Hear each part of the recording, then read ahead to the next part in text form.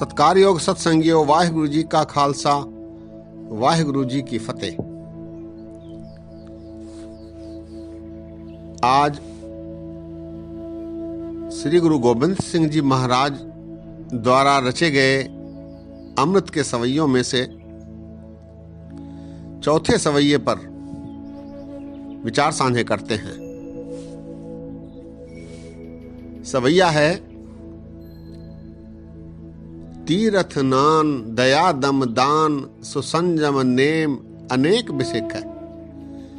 वेद पुराण कतेब कुरान जमीन जमान सवान के पेख है।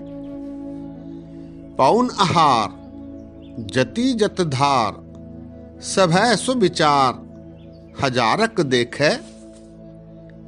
श्री भगवान भजे बिन भूपत एक रति बिन एक न लेख। श्री भगवान भजे बिन भूपत एक रति बिन एक न लेख। तीरथ नान दयादम दान सुसंजम नेम अनेक बिसेख। तीर्थ नान तीर्थों पर स्नान करना। जो पवित्र स्थल होते हैं वहां स्नान करना तीर्थ स्थल। दया दम दान अन्य के प्रति दया दिखाना।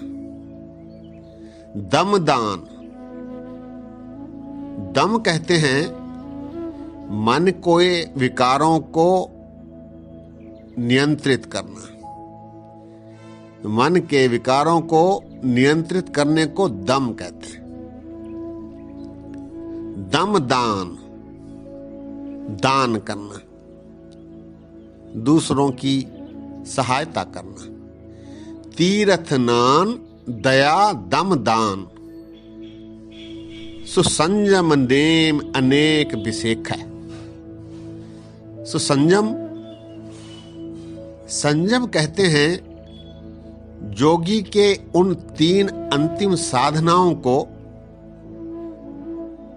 जो जोगी अपनी साधनाएं करते हैं उनके अंतिम तीन साधनाओं को संयम कहा जाता है। संयम सुसंजम नेम अनेक बिसेख है। नेम कहते हैं साधन को। अनेक प्रकार के विशेष साधन बिसेख है अर्थात विशेष बिसेख। विशेष का अपभ्रंश बिसेख महाराज ने अपनाया है। अनेक विशेष प्रकार के साधन नेम। तीरथ नान दया दम दान सुसंजम नेम अनेक बिसेख। अनेक प्रकार के तीर्थ दया दिखाना, मन के विकारों को नियंत्रित करना, दान देना, योगियों के तीन अंतिम साधनाओं अर्थात संयम को अपनाना, अनेक प्रकार के विशेष साधन अपनाना,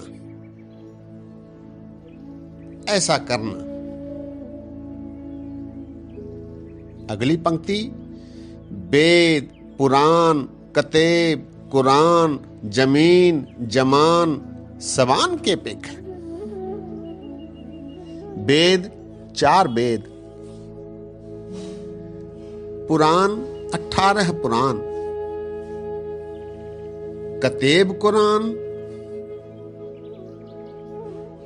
पश्चिम के 4 धर्मों के 4 धर्म ग्रंथ हैं जिनमें बाइबल कुरान आदि हैं।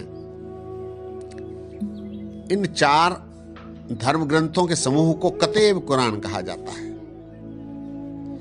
वेद पुराण कतेब कुरान जमीन जमान सवान के पेख है। इतना ही नहीं, जमीन पर और जमाने में जो धर्म ग्रंथ उपलब्ध हैं, अन्य धर्म ग्रंथ, उनको भी विचार कर लेना है, उनका भी अध्ययन कर लेना है। वेद, पुराण, कतेब, कुरान, जमीन, जमान, समान के पिक है, इन सबको देखना है। अगली पंक्ति, पौन आहार जति जत धार, सब है सुविचार, हजारक देखा। पौन आहारी बन जाना। पौन आहारी अर्थात केवल हवा खाकर जीना, पौन आहार। कुछ शाकाहारी होते हैं, कुछ मांसाहारी होते हैं, कोई दूधाधारी होते हैं, कोई केवल पानी पर जीवित रहते हैं, ऐसे ही कोई पौन पर जीवित रहते हैं। सत्संगियों, कुछ बरस पहले मस्कीन जी हैदराबाद आए थे। उन्हें एक परिवार अपने घर ले जाने की कोशिश कर रहा था। पहले तो वो तैयार नहीं हुए, फिर बाद में वो उनके घर चले गए। घर से आने के बाद उन्होंने शाम में जो कथा की उसमें उसका खुलासा किया। उन्होंने कहा कि दोपहर में मैंने एक ऐसे परिवार में एक लड़की को देखा है जो पौन आहारी है, सारा समय सतनाम वाहिगुरु का जाप करती है, लेकिन कुछ खाती पीती नहीं है,